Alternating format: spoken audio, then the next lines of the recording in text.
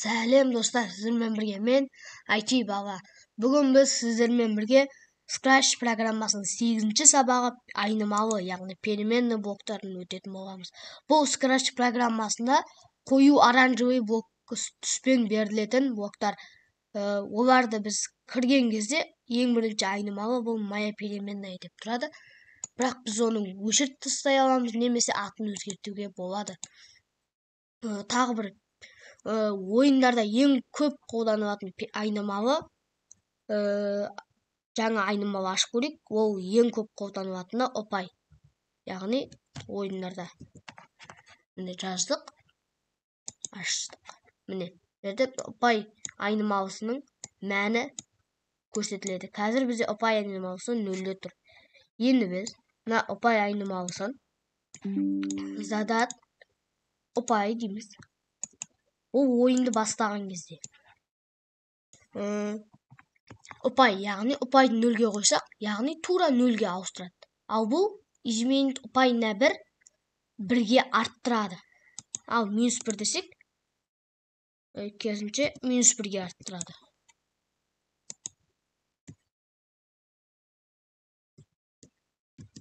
Міне -1 -1 дейтін болсақ, міне ол -1 болып кетті. Тағы бір басақ, -2, -3, -4 кете береді. Енді задат ұпай значение 0 десін болсақ, ол тура мына жердегі мәнге орнатады. Ал бұл жерде өзгертеді. Бұны біз мына жерге қоюға болады. Мысалы, идти ұпай шагов десек, мысалы, ашып көрейік. Мына жерден ойынның скриптісінде ұқсас етіп құрып көрейік. Повторяю всегда, если то не десек болады. Ұпай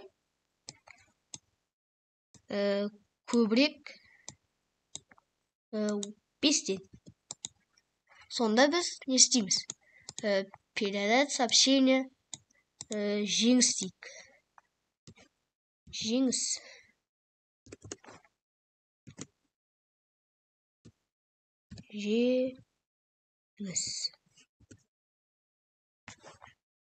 Міне, жеңіс, передать жеңіс. Яғни, біз ойынды бастаған кезде ұпайды 0-ге қоямыз. Яғни, біз ұпай аз болу керек қой бізде. Сондықтан біз оны 0-ге қоямыз. Ол басынан бастағандықтан. Және изменить ұпай на -1. -1 емес, 1 дейік. -1 егерде ұпайды қаншаға арттырамыз? Егерде не істесек болады? Егер оны көптеген кейіпкерлермен істеуге керек болады. Сондықтан біз кейіпкер алайық. Мысалы, алма. Алма біздің үстінде тұрсын. Если мынаға апарайық, көшіріп алайық. Және оларды апстайық. Егерде алмаға тисе,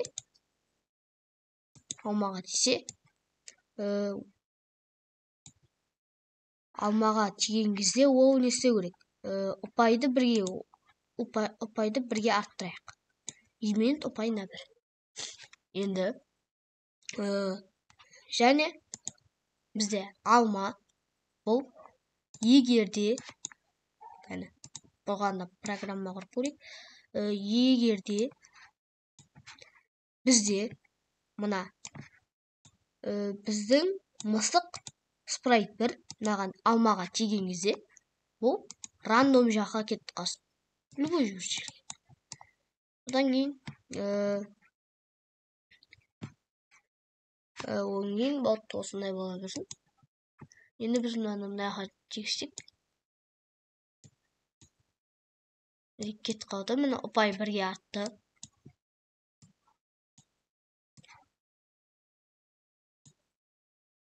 Бізде бұның программасын қозғалу арқылы істеу керек еді.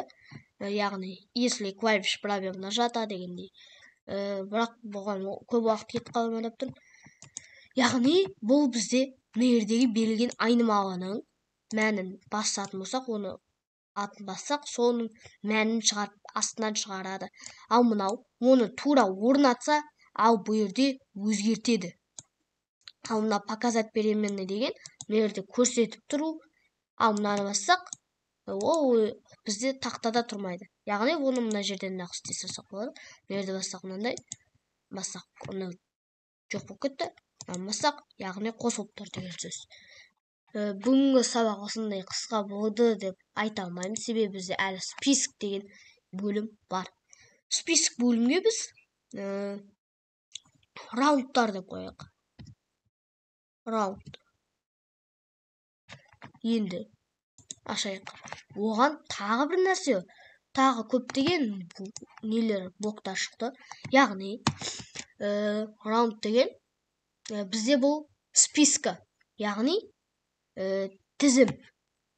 Біз бұл тізімге бір нәрселерді қоса аламыз. Немесе бірінші, екінші тұрған элементтер болса, оларды алып тастай аламыз. Міне мынаны басқан сайын қосыла береді. Көрдіңіздер ғой, осылайынан ол қоса береді. Мынаны бассақ қосады, и және өзімізге керегін жазып алсақ болады. Және бұны біз мына листі үлкейте аламыз.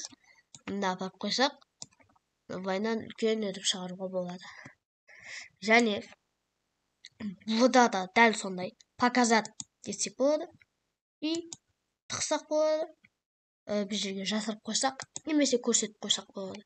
Көрсетіп қойсақ, міне мында шықты. Міне скрипт и показать. Міне ол көрініп, көрінбей тұр.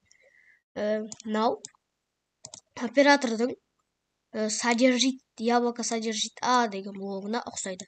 Осы раунд несінің ішінде бір нәрсе мынандай что-то деген сөз бар ма десек, ол бізге true. Яғни біз оны қостық қазір ғана. Сондықтан ол бізге бар дейді. Ал мына жерде бұл false, яғни бұл жерде А жоқ дейді. Яғни мынау бағанағы яблоко содержит А блогына қатты ұқсайды. Удалить один из раунд.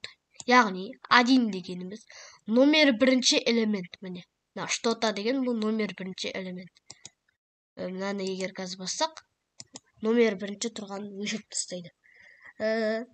Удалить все из раунд. Мысалы біз мынаны көп қосайық. Сонда 12 элемент бар міне. Яғни біз мынаны басатын болсақ, оның ішіндегі бүкіл нәрсені алып өшіріп тастайды. Ал мына жерде біреуін өшіреді, ал мына жерде берілген номердегі сөз элементті өшіресе, мына жердегі бүкіл нәрсені өшіріп береді. Удалить все из раунд деген блок. Вставить что-то в раунд из 1 дейді.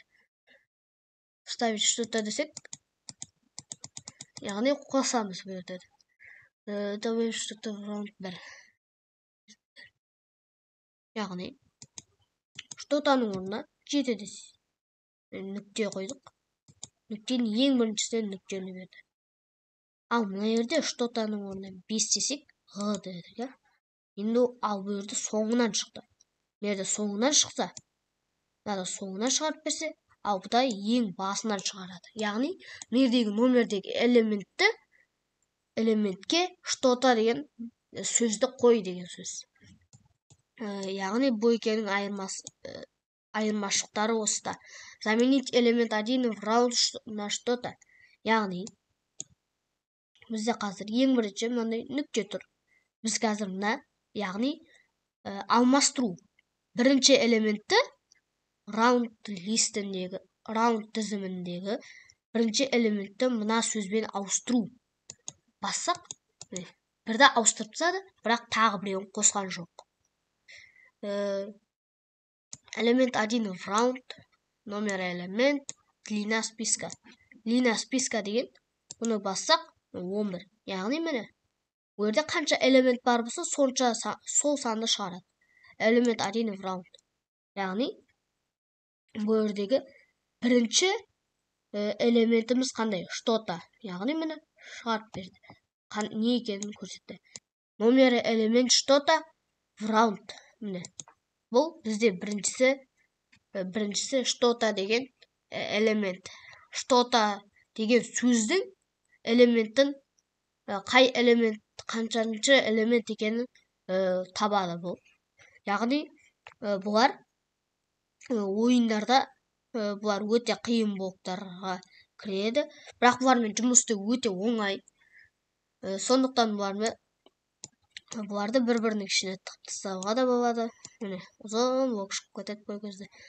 Яғни бұларда переменныйда, спискаларда, тізімдерде айнымалы мен тізім екеуі бір блок, яғни перемен айнымалы болып саналады. Ал тізім, бұның блоктары көп болса, бұда 4-ақ блок элементте. Яғни списктер бізде ойындардағы әр раундтағы жеңіліс дегендей тауып отырамыз. Мысалы,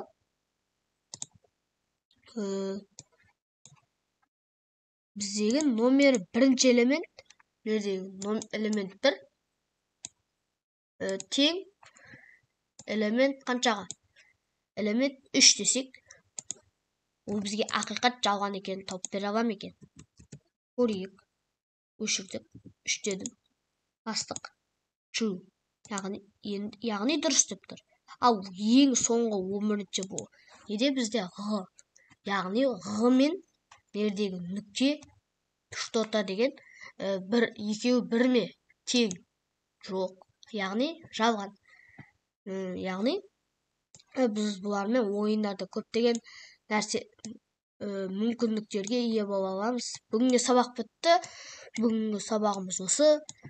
Переменный блоктары болды.